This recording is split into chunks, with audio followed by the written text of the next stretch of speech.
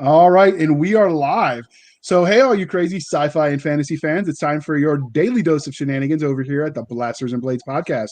Just three nerdy veterans geeking out over our science fiction passions and fantastical fantasies.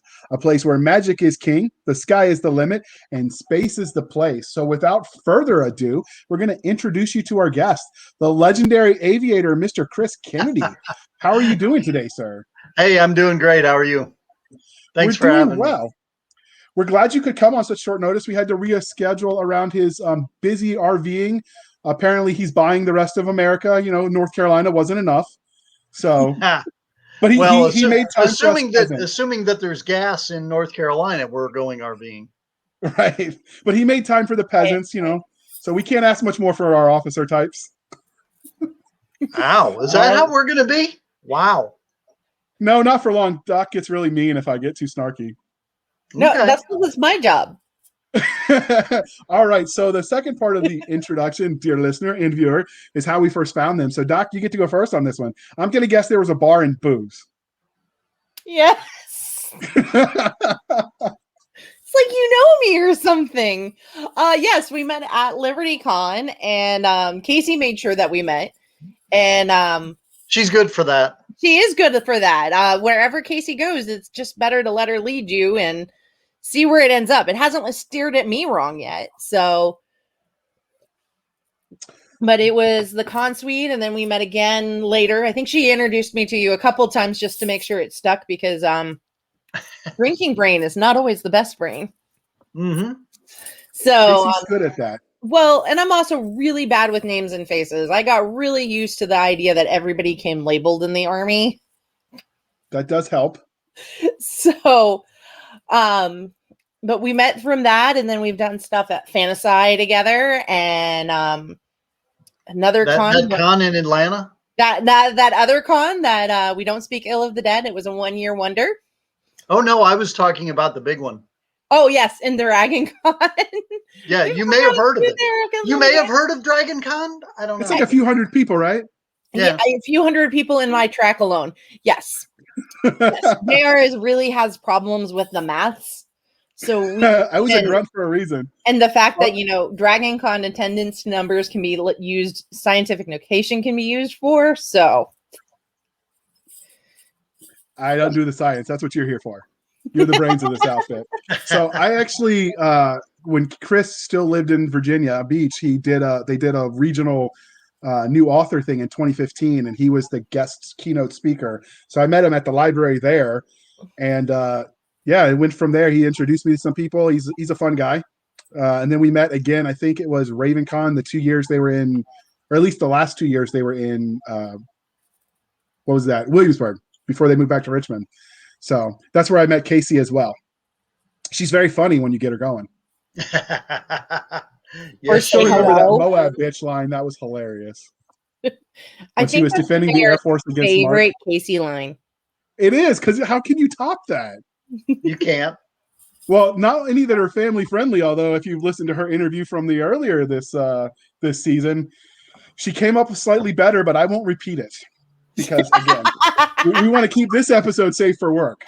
Okay, so speaking of questions, and what is your religion, science fiction wise? Star Wars, Star Trek, or Firefly? I'm going to have to go with Firefly. Ooh, nice. So, want to say why? It's the funnest. I can understand that. It's definitely massively fun. It's more, I don't know. I just, why do you like it? Because I like it. I like Star Wars because I typically like science fiction with a side of fantasy, and most of Star Wars is fantasy rather than science fiction. But so, fantasy wise, what is your favorite? What's your religion? Game of Thrones, Harry Potter, or Lord of the Rings? Lord of the Rings. No. We get no question on this one. So I get it. Harry Potter is a good starting point, but Lord of the Rings is a classic for a reason. So It is. And you know, I very much like, you know, epic fantasy, and that's, you know, from I'm sorry. On long walks in the park. well, yeah, with Sheila, with my wife, you know. Well, you know, somebody has to be in your fellowship. She's the Yeah, best person to be there. she is, Um, without a doubt. so now we ask you, which one came first for you, science fiction or fantasy? Science fiction. I grew up reading sci-fi, and with fantasy thrown in for coloring. I really like both. I started in sci-fi though, and then moved out a little bit to fantasy. And I think just about everything that I've written, not everything, but a lot has had, you know, started science fiction and had a little bit of fantasy there. I've done some straight fantasy, done some straight sci-fi, but I like it when you can kind of have a little of both. So, what was your first memory in the science fiction genre? Then?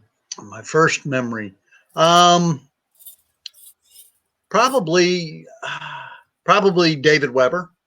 Um, He's not I that love to old. say I grew up reading David Weber, and he hates it when I say that. He's like, I'm not that old. Well, David, you know, so you know, most of the Bain authors I've read for a long, long time. Weber, Ringo, Correa. You know, Correa's a good one for the sci-fi, fantasy-ish crossover stuff.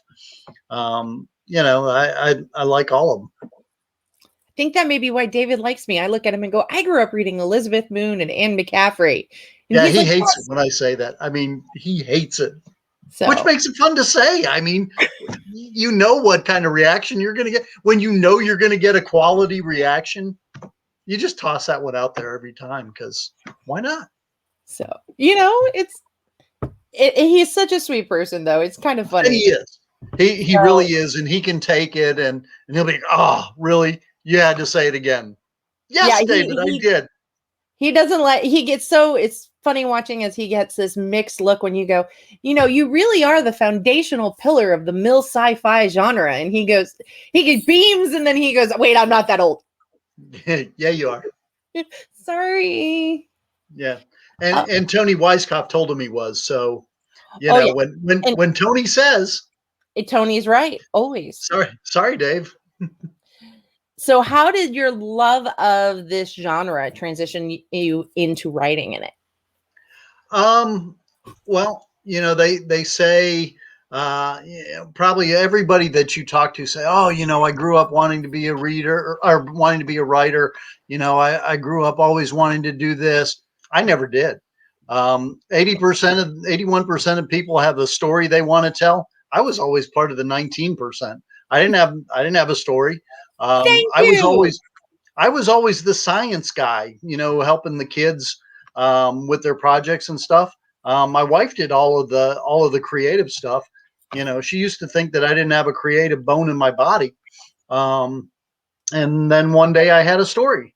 You know, I had just started a new job working for the military, and I hadn't gotten a clearance yet, so I couldn't do anything. So I except sit around and read CNN all day. And driving home, one of the things I had seen kind of, you know, gelled in my head, and it was like, well, if that happened, then this, then this, then this, then this. Oh my God, China invades Seattle. Regina Um, told me I'm not allowed to do that anymore, by the way. Not allowed to do what?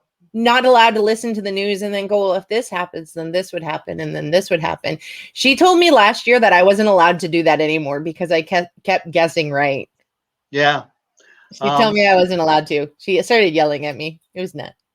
Yeah. So all of a sudden I had a story, and it was military fiction, which, having been in the military for 20 years and been an aviator, I kind of knew the military a Dan, little bit.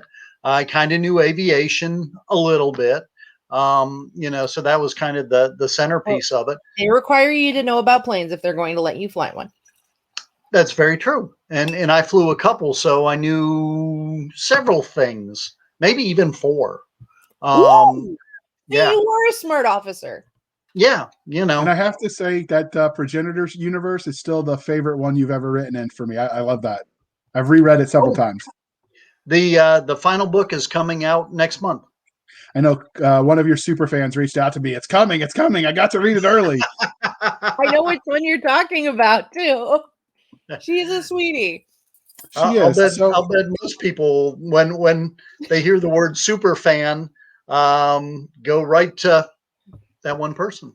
She's a very wonderful person. Great to have in your Yes, corner. and she has been wonderful for that series. She talks about that series to anybody that'll listen, and I love her for Or the wall. it. I mean, she got a tattoo of it. Mm-hmm. can't beat the tattoo. That's forever love right there. So many authors let their real world experience. So many authors let their real life experiences influence the stories they tell. So were there any specific formidable moment for you that shaped the kind of stories you tell? Well, certainly I like stories. Well, especially writing them that have aviation or fighters or and you can argue all the time about, oh, science fiction fighters would never be realistic. There's no reason that you would ever have fighters in space. I don't care. They're fun.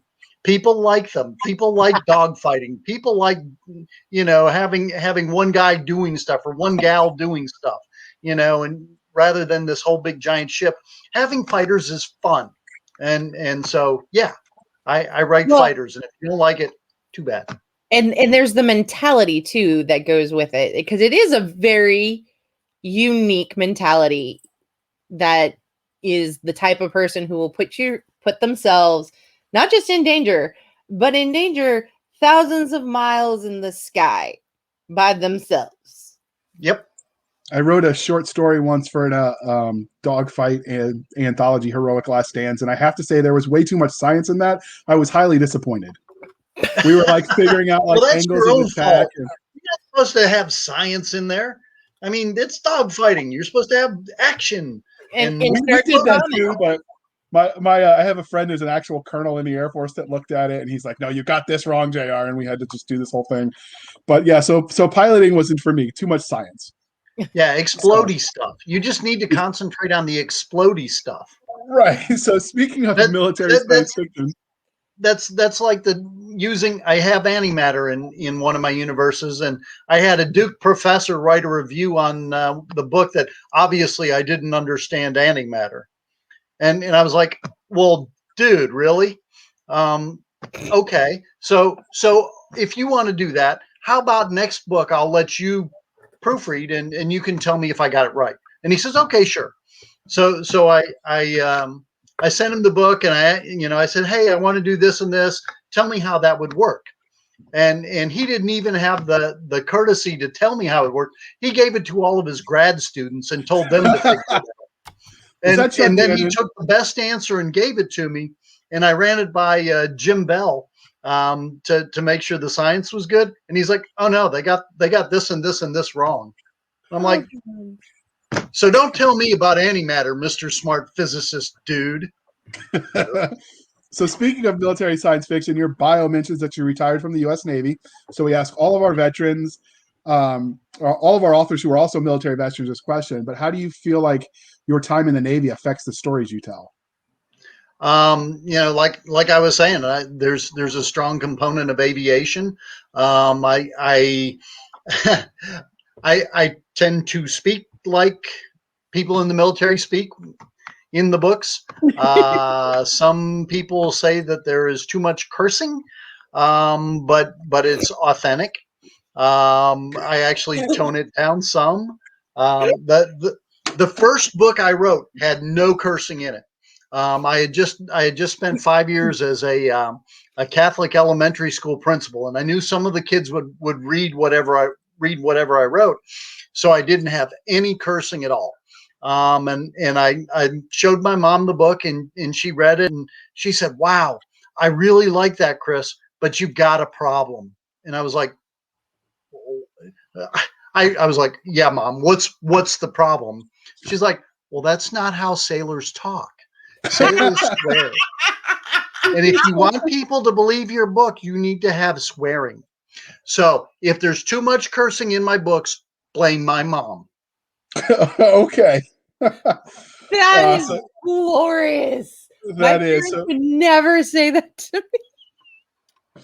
there are sometimes when mom's advices can hurt, but I'll I say had no idea what she was going to say. I'm like, the grammar's bad. There's a missing thread that, you don't tie up. I had no idea. And she pulls out that you don't swear enough. And I'm like, I've never heard my mom curse in her life. And she's telling me to swear more. Well, Okay. she just encouraged it. Yeah. All right. my Sure, Mom. I had one story where I had a section where a male and female character tried to make a baby. We'll say it that way to keep it family friendly, just Wow. to set up a plot line later.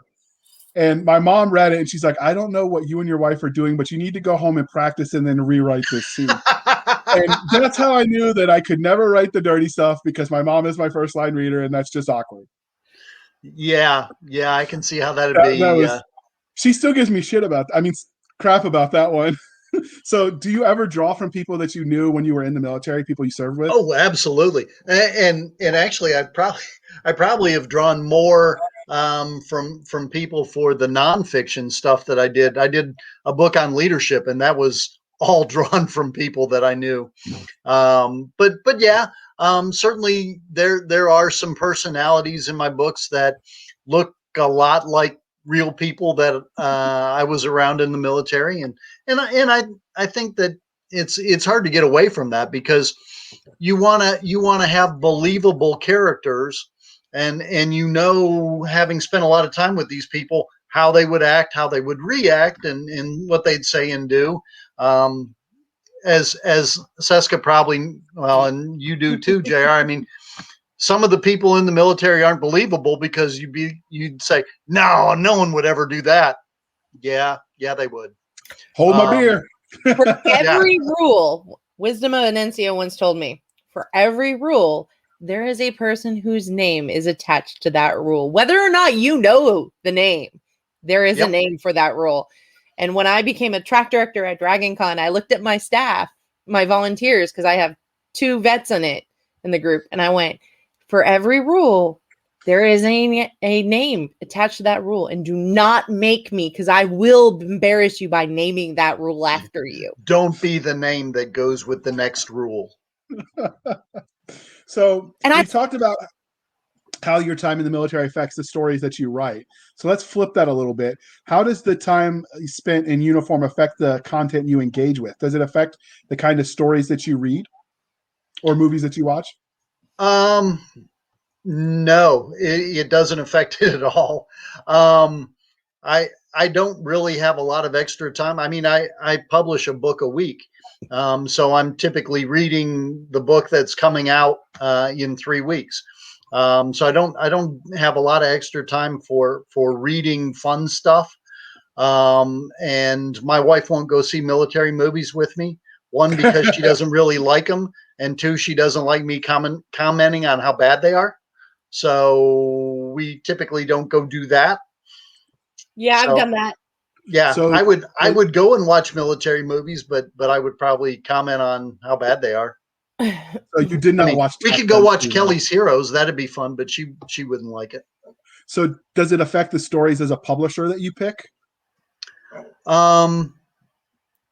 Now, because a lot of the stuff that CKP publishes is military sci-fi, and Okay. that's pretty much what the heart of our audience is. So more mil sci-fi is usually better than less mil sci-fi.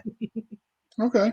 So, as a former aviator and pilot, your military experience is very directly applicable, more so than a lot of veterans, to the science fiction you write. Do you find that your knowledge of the inside of a cockpit actually helps you as an author, or do you think your understanding of modern equipment hinders you when you try to extrapolate and make up future stuff? I think it helps. I think it makes it sound realistic.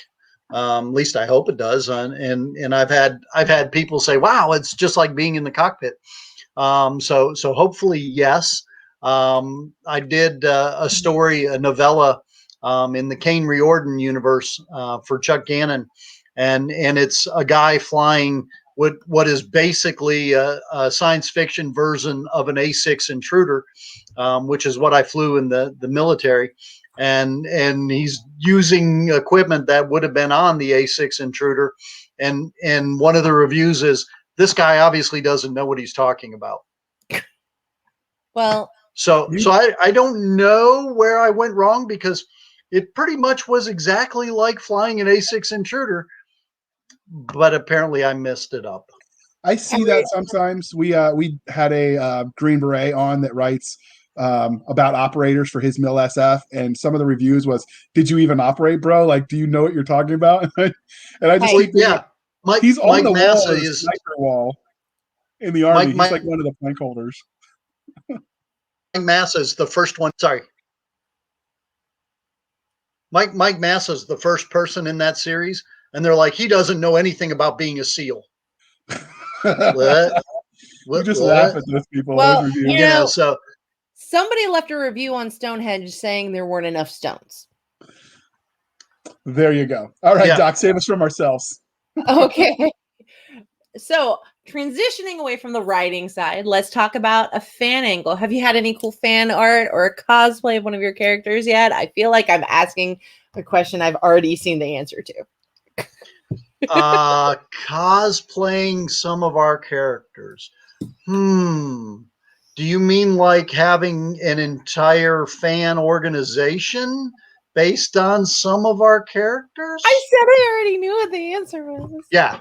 The Four Horsemen universe that I publish, and am a writer in, one of the many people that are writing in the universe. There is a fan organization that does cosplay for different units that are in the stories. It has been at a con. The first Fantasize started as the first Four Horsemen universe con, and still keeps that distinction today. And at Fantasize, we have a dining out where people come dressed as all different kinds of things. Yeah, as all kinds of things, and it's the Four Horsemen universe is mech warfare in a mercenary environment, and everybody gets dressed up as their favorite mercs, and we come and have a dining out, and we don't throw rolls like we did in the military, but aside from that, it's fairly close. And so I don't have those pictures readily available because FaceBase there are no pictures of the dining out for a reason. No, not the dining out, of the cosplay. FaceBase wasn't letting me save them. They were having a little bit of a freak show earlier. So I will link to the Four Horsemen fan club and all of the socials for that, so you guys can track it down if you're interested. But there were some elaborate costumes. So if you're interested mildly, go check it out. The fan organization has over 700 people in it, in I think 20 or 25 different countries, as far away as China, Japan, Brazil, Portugal, Spain, all around. So yes, there are a few people that have cosplayed folks from our universe. So has anybody caught you in the wild away from a signing or a convention and asked for your autograph? Yeah, actually there have been. And it was funny. I was talking with somebody at a bar, and he's like, I know you. I know you. And I'm like, okay, sorry, I don't know you. He's like, what do you do? I said, well, I'm an author. He's like, oh my God, you're Chris Kennedy. That's awesome. And I was like, well, I don't know if it's oh my God-ish, but yeah, I am. And he's like, oh, I need your signature. No one's going to believe that I saw you here in a bar if you don't sign something for me. I'm like, obviously he doesn't know you, because I always see you in the bar. Well, okay, yeah. So I pulled out one of the Four Horsemen cards and signed it and gave it to him, and he was like, Oh, "It's so cool. that must Would have you made sign a book for me?" Sure, sure. Did he have the book? Yeah, he didn't. But I sent him one. Aw. That is awesome. So He's a very fan focused publishing company. he is. Oh, absolutely. We are, and certainly, I think all of our authors are very approachable. You can find all of the CKP authors on Facebook, on the different pages, and you can ask them questions, then they'll answer. And Mark it was loves cat pictures, by the way, if you're listening. we had And somebody that ponies. was wearing a Four Horsemen shirt. Went to the county courthouse last week to get something done, and the guy that was doing the paperwork for him recognized the shirt and knew the character that was there and called him by name. Hey, Mr. Raines. And he's like, "Oh, you can call me Jackson." And that's really cool. I mean, when people recognize not only the shirt and the universe, but know the character that it's based on, and the two people could have a conversation, and the guy that was wearing the shirt's like, "Oh yeah, I not only do I wear the shirt, but I actually know all the authors."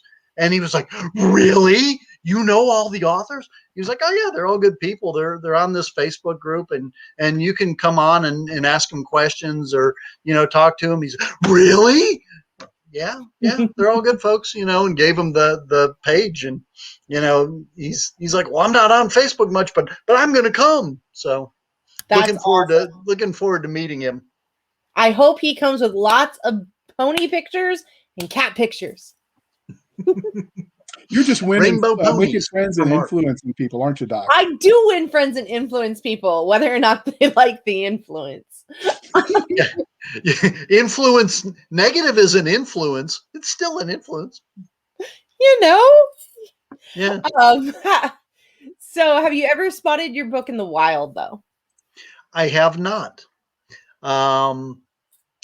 Typically, indie published books don't make it into too many bookstores. Mm-hmm. The one that I just wrote with David Weber is out. I have had people, send me pictures of it in the wild. I haven't, because of COVID, I haven't been in a Barnes and Noble in, a year and a half. Kevin put a bounty on his anthology. He's like, it's the first person who sends me a picture. So yeah, I almost stopped on the way home I was driving across North Carolina a couple days ago, and I almost stopped at a Barnes and Noble for the sole purpose of looking to see if they had it, so I could see it, see my name in the bookstore for once. But no, the answer is no. Never seen it. well, Hopefully, I will fix that sometime. soon. Stores Yeah. are opening up, vaccines are, and everybody's getting out there. So Yeah, I've had my shots. I can go places and do things. I'm a good puppy. I love you. That's what I went with it too. All right. What is the weirdest or funniest fan interaction story that you would care to share with us and our listeners? Oh golly, the weirdest. Remember, we have listeners here. It's not just us shooting the shit. Yeah. I hate to say the guy that saw me in the barn was like, "Oh my God," but it was like, dude, it's not that big a thing. I'm me. That was weird from my perspective. He thought it was the coolest thing ever. I thought it was weird being treated like somebody that was important, because I don't Every really have business those. important to somebody. Yeah, I don't have those delusions. I'm So, now we're briefly going to go into the highlights of what Chris Kennedy has written. Okay. Ask me your questions, Bridgekeeper. I'm not afraid. No, you're going to give us the highlights of what you've written. Oh, I'm doing the I'm not highlights. going to Okay. quiz you on your writing. I know that it's way longer than I have the brains for it today. I've written a few books, done a few things. No, I've written over 30 novels where either myself or co-written. I think I have that many short stories out in the universe, in different anthologies. Started out with Red Tide and Occupied Seattle, that we'd already mentioned. That series then grew into the Theogony. The first two books were military fiction, then it became sci-fi. They went to space. Wrote the first trilogy, thought, hooray, I'm done. And the fans said, no, you're not done. We want to know more. We want this to be a trilogy of trilogies, like Star Wars, only better. So I kept writing. I'm now up to 8 of the 9, and the 9th one is just finishing up, going through editing. So that will complete that series. I've got a bunch of books in the Four Horsemen universe. Mark Wandry, who is co-author with me on a lot of them, said he had 26. If he's got that many, I've probably got my name on pretty close to that many too, because we've written a lot of them together, and there's 9 of them that are anthologies that have my name on them. So probably at least 20 in there. Got a fantasy, got some YA, variety of other little onesies and twosies here and there. Couple other stories in the Fallen World, which is a post-apocalyptic. Those are a lot of fun to write. If you haven't checked out that Fallen World is a lot of fun. Lots of clowns. Yeah, watch the clowns. Clowns are bad. That's pretty much, and then the stories in the Kane Riordan universe that I've already mentioned. That's actually, I'm working on a novella for the second season of that. And I love that universe too. That's a lot of fun. The Lost Soldiers. And if you ever want to take notes on how to smoothly transition military thrillers into military sci-fi, read the Theogony universe. Does it brilliantly. I did not see that coming, by the way, when I read that. I thought, great, it's going to be another Brad Thor. We're good. I like Brad Thor. I like Tom Clancy. This is my jam. And then you went into space, and I was like, oh, no, you didn't. It was good. So, you should check it out. I need to get this for my diehard Tom Clancy loving dad then. Yes, he will dig it. It's very weird. My dad reads. Somebody said that it's better than Clancy. So, well, my dad doesn't read science fiction. He reads Tom Clancy. Mm-hmm. And then he watches sci-fi. Oh, no, he's read David Weber. That's like the only science fiction he's read is David Weber. I mean, if you're going to only I've read read one. David Weber. I've written with David Weber. I know, you show off. You should show off. It's a cool feather to have. Yeah, well, he's, if you've ever met him in real life, and I know you have, he is just a super good dude. Being around him makes me want to be a better person. That's how good a dude he is. And in writing with him was one of the things that, I've read probably just about everything he's ever written. So it was really an amazing opportunity for me to get to do it, because I like him as an author and as a person. So that was great. Then writing with him, I learned a lot. I thought that I was a hard worker until I wrote with David. And we were going to write a book that was going to be 150,000 words. Before we started, he wrote 100,000 word document on here's how the universe is going to work. I was like, what? You wrote a book to write a book? I'm like, that sounds like David. And then halfway through, he wrote another 100,000 word thing for the second half. And I'm like, dude, that is, I don't know, overkill. So now we know why his writing is so long. But I almost kept him under 200,000. I tried so hard. We just went over it. He's like, I really want to keep it under 200. And so every time he'd add in something else, I'd be like, David, We're not going to keep it under 200 if you do this. Well, we can cut. No, we can't cut anywhere else. Everything else is important. We can't. But I need it. No, you don't. You do not. You don't need this. You don't. Well, But I failed. So while all those sound fascinating, we're here today to talk about the phases of Mars, and more specifically, the book Trouble in the Wind, which is a current the current edition in this collection of anthologies. So where did you get this premise for this anthology series? How did you come up with the ideas?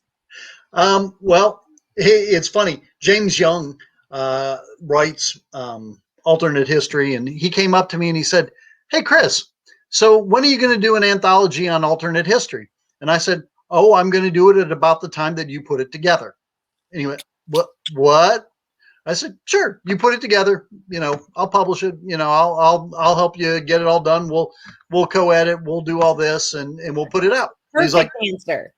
"Yeah." He's like, he gave me the look, and then he was like, "Are you serious?" "Yes, I'm serious." So if I put this together, we'll publish it. Yes, we will.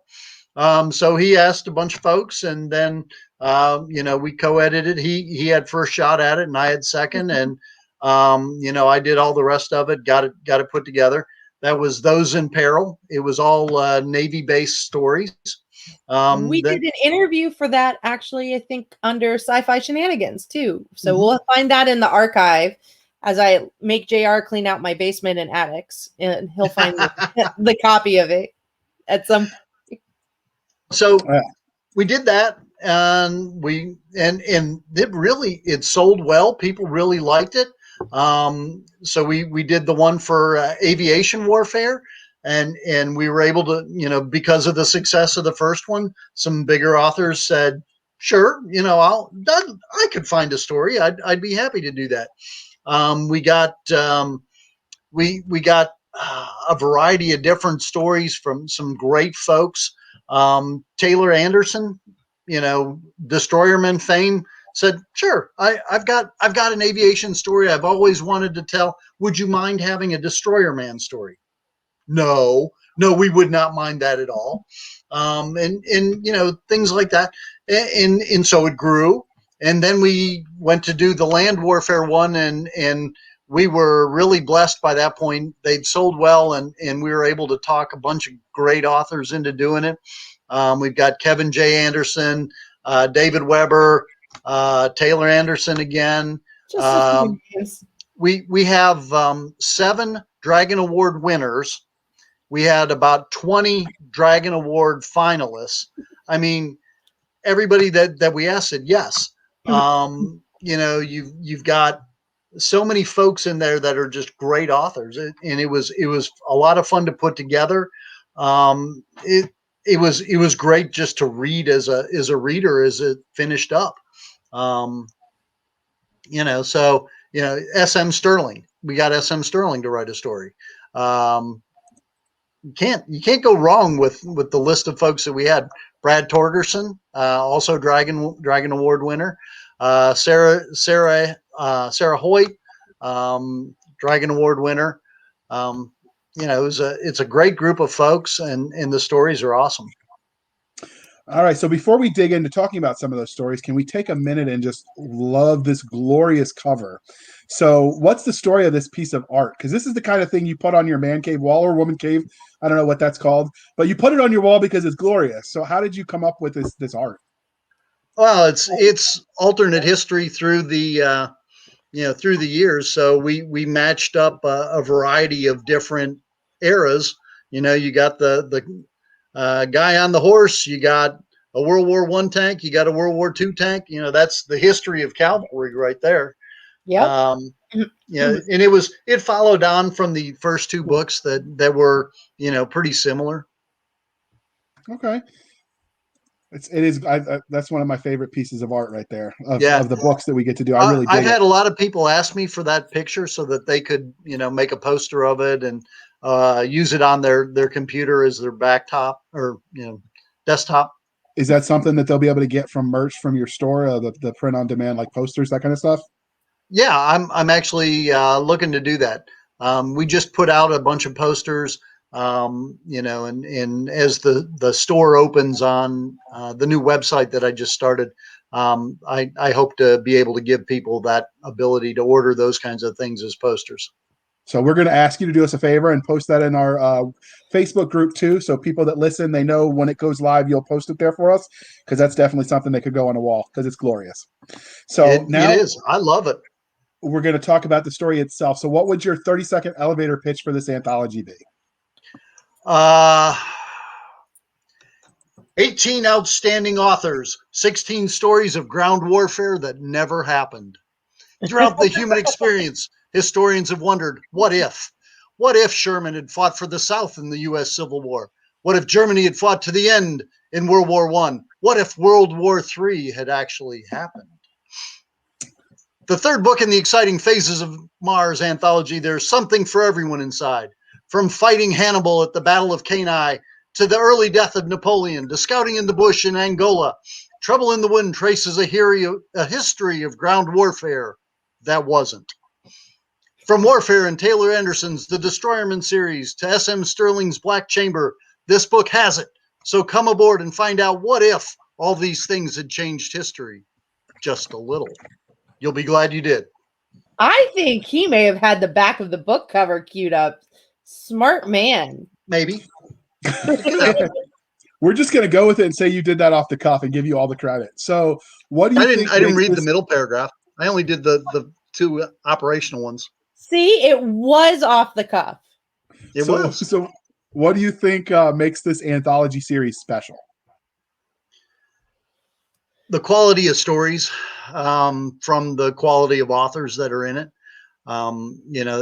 Every story that's in there is great. You can't go wrong. It's neat on a couple different levels. Not only are all of them great, but as an anthology, you can take the book wherever you are.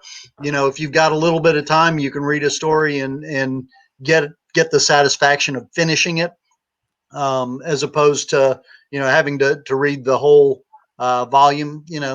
Sometimes you want just things in bite-sized pieces, and an anthology is a neat way to do it. I never was a fan of anthologies until I started writing in them. And I really like the ability to, get the quick enjoyment. So I like short content. I don't think there's many profitable places for it these days because we've kind of gotten people used to going for longer content. So we've actually started doing a series of interviews that are just 15 to 20 minutes from authors to talk about their short story in various anthologies. So we're trying to do more of that to get that out there, because there's a lot of good stuff out there that people would love if they'd ever just give it a chance. There is, and CKP has done a number of anthologies. We did this series. We do the We Dare series, that looks at different things. The first one was augmented humanity, people that did different things to augment themselves. We did one of them was Semper Paratus. It was a bunch of short stories of the apocalypse and what you did afterwards. And we've found that there is a demand for anthologies. We've done pretty well, getting them out there and having people buy them. So the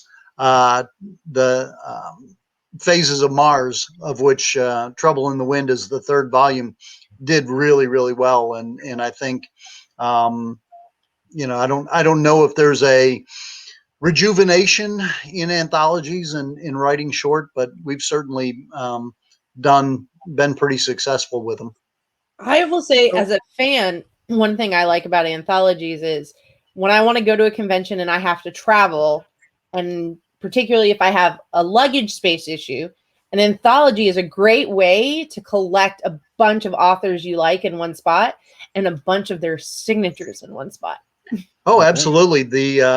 Any of the Four Horsemen anthologies at either LibertyCon or Fantasy, probably 80% of the people in there are at that con, and you can bag a whole bunch of them. So you mentioned that this is alt history, so that would be, the subgenre. But what science fiction tropes do you feel like Trouble in the Wind hits the best? Uh, alt history. What if, changing stuff. I mean, because they're varied enough that there's, because there are a couple that are ancient Roman. There's one that's or a couple that are French Civil War, kinds of things. World War I, World War II. Then there's the Taylor Anderson one that isn't even on this planet. So it's alt history, sort of. If people went somewhere else. So it's All right. So let's go dive into this collection. So do you have a story that's included? I do not. Believe it or not. I wanted to get one in, but I just didn't have time. I'm actually in none of the three. Oh wow! So what was your role then? I was the editor. Okay. Okay. So how did you pick the stories? Was it open call, invite only? A couple different ways. We had several people that were in all three volumes. Sarah Hoyt, Joelle Presby, a couple others that that were with us from the start, and every time we said, "Hey, we're going to do the next one," they're like, "I'm in, I'm in, I'm in." So they're in the third one, and it was by invitation. We went and tried to find some folks that we could put on the cover to help sell books. I'm honest enough to say I'm a mercenary that way. It's how I keep. You're not doing anybody a favor if it doesn't sell either. Right. I'm trying to make the author's money, and by doing so, I keep the roof over my head, and my wife likes having the roof over her head too, so it works out. It's that pampered chef addiction. So we got plenty. Yeah, So as a publisher, I'm sure you put together a dozen anthologies, but what do you think makes a good short story? Like, what is it that says, this has everything in it to make it good, and I want to see it, even if it doesn't fit this theme that you're going for? I think that what makes it good is that it tells a complete story. Unfortunately, a lot of times authors are trying to use short fiction as a lead for a longer book, and they don't tell a full story. Because they want you to then go get the full book. These are stories that stand alone. And you can feel satisfied when you're done with it. Which a lot of times, when I read a lot of anthologies now, when I finish some stories, I'm like, well, that was kind of fun, but so what? That it didn't really end. It just left the door open so that I could go read, whatever else. So I don't, I want to have a complete story. And I think that's honestly what makes people satisfied. I don't know if that is what makes it good, but it certainly is what makes it satisfying to me as a reader, much less a publisher. He's missing one vital point because he's being humble. So they say you're not a real writer unless you've gotten at least one rejection. And Chris Kennedy's actually my only rejection as a writer. And he even wrote me back. He's like, I'm sorry, this story was good, but it didn't fit the theme we were going for. And I think that's part of it for collections too. It doesn't matter if it's a great story by, God himself. If it doesn't fit the collection, then it doesn't fit. And sometimes that's as important. Like if he was writing Trouble in the Wind and someone gave him that naval history for the ground combat, doesn't matter how good the story is, it didn't fit. And I think that's part of what he does too. Happen. We had to turn away a couple stories from people that we asked because we said, hey, we need a ground warfare story, and they gave us an aviation thing, and it's like, well, how exactly is that ground warfare? It's like, well, they land the planes on the ground when they're done. That was stretch. No, I'm not a pilot, but even I know that doesn't count. Yeah, but the curation, I think, is where Chris shines with his publishing, because that's something that's hard to do. That's something you learn as you go, that, finding that tight theme to give thank- readers. thank you. It's really hard to say no to people. It is. It really is, especially friends. I mean, I consider JR a friend, and when I said I'm really sorry, I was really sorry. Yeah. JR and I helped put together an anthology a while back, and it was really hard to say no to people. And I think it ended up probably being a little too big because I kept saying yes. 37 stories. Didn't you have like 50 stories in it? 37. We We're actually one maxed out. page below the maximum. Yeah, we had to shrink the print too. It was lesson learned, expensive lesson, because editing ain't cheap either. But No. let's move on, because we're here to talk about I really Chris want to Kinney. ask Chris about some other stuff in this anthology because it's a fascinating concept. So my next story, I know we all, as parents, we don't have a favorite child at all, right? Wink, wink. But Never. if you had to pick one, what would be your favorite child in this story? Oh, what is my favorite story in here? Yeah. Oh, golly. Yeah, because we're asking the tough questions now. This is hardcore journalism. I am going to have to say, I don't want to sound like a homer, but I'm going to sound like a homer. I like the David Weber story. That's fair. I mean, you've established his work. Does he make you cry in this one? The last David Weber story made me cry. Sorry, what? The last David Weber short story made me cry. Does this one make me cry? Maybe. certainly gets dusty. Okay, I can handle dust.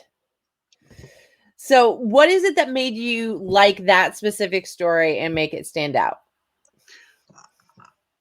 It's one of those things. I mean, the alt history is at its basis, what if this happened, what if that happened, and it's an interesting, he does an interesting premise. What if Sherman had fought for the South in the Civil War?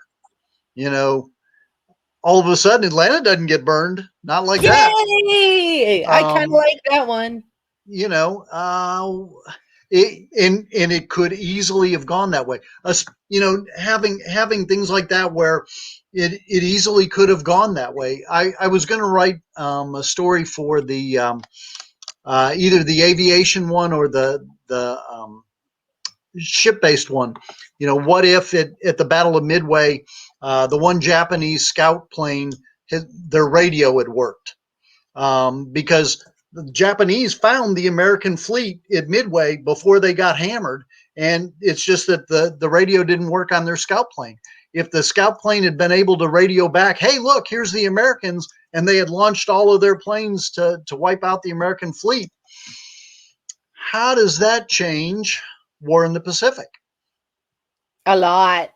Yeah. So, or what if Japan had decided after the bombing Pearl Harbor they had invaded Hawaii? I wrote a story about that at the War College, and it changes everything, because Hawaii's the one point in the center of the Pacific that everything comes into and then goes back out of. If all of a sudden the Japanese have that, they can go anywhere on the U.S. West Coast, start shelling. Then what happens? So things get crunchy. So the ability to change something that's small, but yet makes a big difference. What if this one little thing had just gone the other way? What if Sherman, who was living here, and if this had happened, he would have been fighting for the South? What if the North had said, thanks, we don't want you. You have done whatever. You go away. And he goes, hey, South. So I'm available. So what are your other favorite and memorable stories that you want to highlight to our viewers and listeners? Certainly William Allen Webb's story about Kenai. Let's see. Mona Lisa Foster. Joan of Arc, her Joan of Arc story is really, really good. Really good. If you like gut punches, Mona Lisa does that really well. And she's in all three anthologies and has great stories in all of them.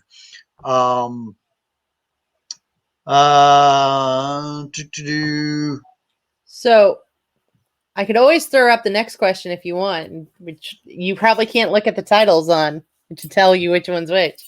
But which one would be your favorite character? My favorite character.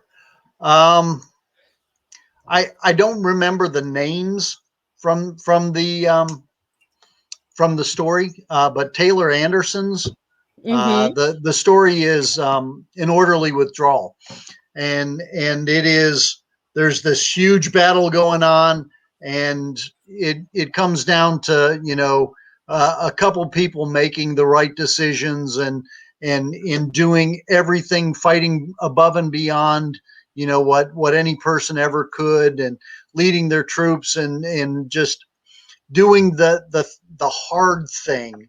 It would have been easy to run, but they stayed and held the line and stopped the incoming hordes all by themselves. When they come to get relieved, there's only a couple people left. Spoiler.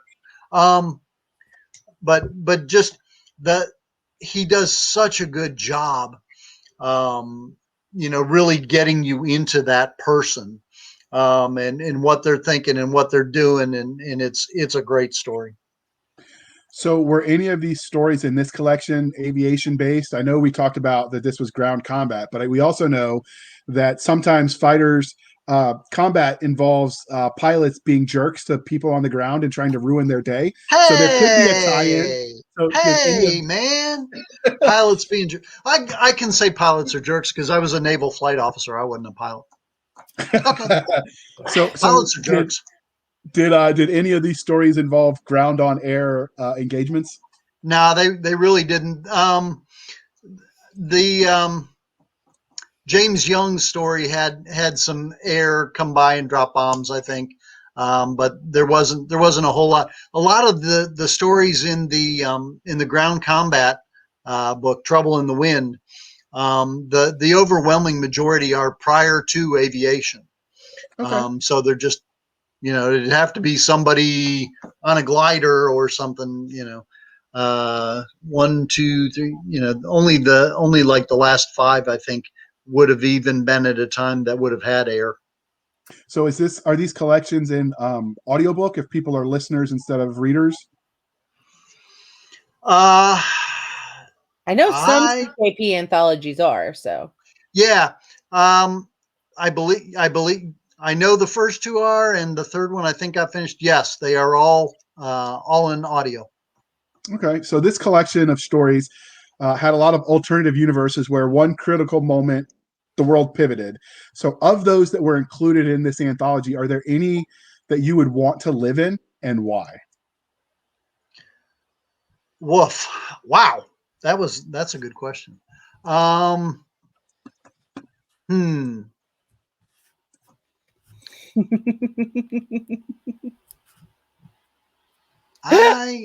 broke him. You did. You broke me on this one. I'm going to say no. I don't think I want to live in any of those. I'm kind of happy with the world the way it is. I'm not sure that any of those would have made it better. Maybe they would. I don't know. Which one would you want to live in the least then?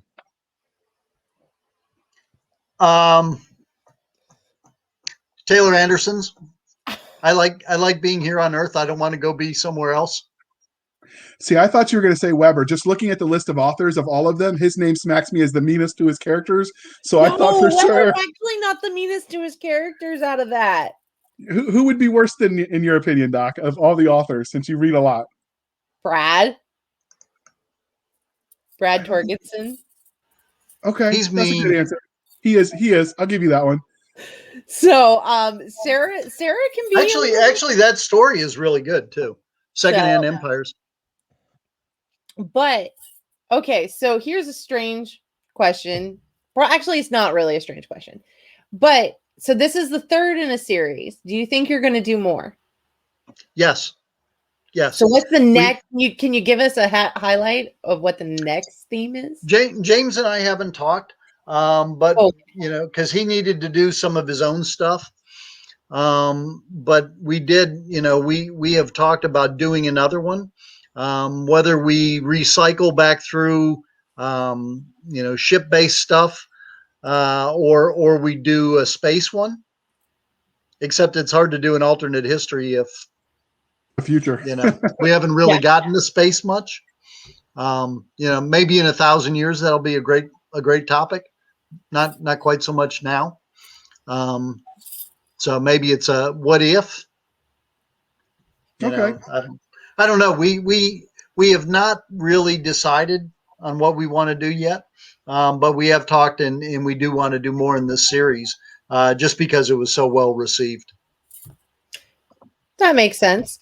So, are there any aliens in here? Because I mean, I've watched History Channel. I've seen the guy with the hair. I know that aliens are responsible for a lot of shit, apparently. Yes, there are. Because Taylor Anderson takes his people through to another universe. So there are aliens there. As for the rest of it, no, they're all people, all humans. Okay. So you've designed an alien or two, though, haven't you? I have designed a whole pile of aliens in the Four Horsemen universe. I mean, I know this is a stacked question sometimes, but would you say that your favorite method is to either make them whole cloth or let nature guide you, or just design something while you smell Sheila's amazing cooking? She made bacon this morning. That was so hard to write this morning with the smell of bacon wafting up into the office. I was like, I'm hungry. I want to go eat now. A lot of times, typically, especially in the Four Horsemen universe, we tend to use analogs for different Earth creatures.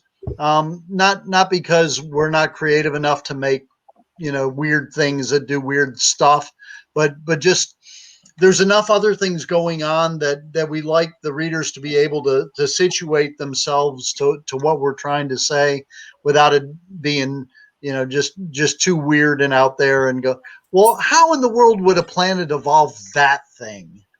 And that's a lot of times authors design such weird creatures that it's like, what was the biological impetus that would have created that thing? That's a fair question. And as the scientist, it's like, okay, so what makes this thing have, centaur? How do you what biological imperative gives you a centaur? Fair enough. I'm I asking you. Nothing that's not R-rated to that. Oh, well. So we will move on, and you can answer that one off the air. And if you have any questions, you can send her the hate mail at Cisca at blastersandbladespodcast.com. So how do you guys, so the one thing you guys do a little different is you come up with the weirdest, almost like somebody vomited Latin onto a page for alien names. So how do you guys pick your names? Is there like a method to your madness? I try not to get too weird, because I was at a con one time, and one of the a Bane editor was up sitting at the front of the room, and you could give them the first 3 or 4 pages of a news story, and they'd read it and tell you what was good or bad. And they made it through the first sentence and said, "I'm done," and threw mine away. And I'm like, son of a gun. I know who would have been the one to do that. Ouch. I was like, ow. And I was, and they're like, okay, you know why? And I was like, because I'm a sucky author and I hate my life. And they said, no, you have an unpronounceable name. And I, readers skip over names that they can't pronounce. So don't use unpronounceable names. Fair enough. So that's stuck with me, and I try not to do anything crazy. You know, I respect the right of other authors that want to do weird stuff and you know, have 18 consonants in a row, but you know, I mean, it works for the Hungarians, I guess, but it doesn't work for me so well. So clearly, this interview is winding down. Oh, but wait, before- we have forgotten to ask Chris the most important question. Uh-oh. Chris, how can we find your anthology? No, You can That's find in there. everything at chriskennedypublishing.com. So It's got all the books. It's got all my stuff. Got everything CKP has put out. It's got links to get them and everything you need to know. and isn't this one also coming up in a story bundle? It is coming out in a story bundle. Like I as a might matter know of what's fact. going on. It is coming out in a really good story bundle that Kevin J. Anderson is putting out. And amazingly enough, Trouble in the Wind has a Kevin J. Anderson story in it, which he wrote with Kevin Eikenberry and is a great story. it's like she's stealing my thunder because that was my What next if question. what if Napoleon got shot? But I'm cuter when I do it. Fair enough. You Well, are. without a doubt. I've seen JR. even- Oh, So- there's a reason his camera's permanently broken.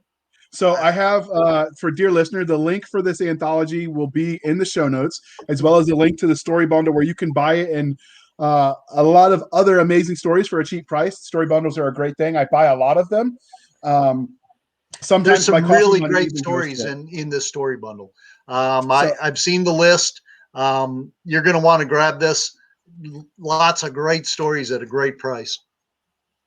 It is. So as we wrap this up, can you tell listeners and viewers how to find you? And I'll link all of it in the show notes, dear listener. chriskennedypublishing.com. That's the place to do it. You can also look on Facebook on the factory floor. If you search factory floor, you can find me and all the other CKP authors right there. All right. And I will link to that. And if you sign up for his newsletter on his Chris Kennedy Publishing website, I believe he gives you a free short story. You So- do. You get a free short story, one of the first stories in the Four Horsemen universe. It's a good one. So, and you can find us, dear listener, on our website at anchor.fm/blasterstack and tech blades, anchor.fm/blasterstack and tech blades, our Twitter at SF_fantasy_show, Sierra Foxtrot _fantasy_show. You can email us at blastersandbladespodcast@gmail.com. And our Facebook group is facebook.com/Blasters and Blades podcast. And if you want to support the show, you can head on over to buymeacoffee.com/author J.R. Handley and put for the podcast in the comments. And now Anchor FM has given us the opportunity that you can sponsor us there if you so desire. And now that we've said all of that, Doc, can you bring us home instead of mocking me relentlessly? I don't know if I can do the last part, but thank you for spending some of your precious time with us. For the absentee, overworked Nick Garber, J.R. Handley, I'm Cisca. This was the Blasters and Blades podcast. We'll be back next week with this at the same time, in theory, where we'll indulge our love of nerd culture, cheesy jokes, things that go boom, pineapple on pizza, and making JR's life interesting. Ooh, How can you go for that heretical garbage? Nice. We all know pineapples do not belong on pizza, and I'll end the broadcast there.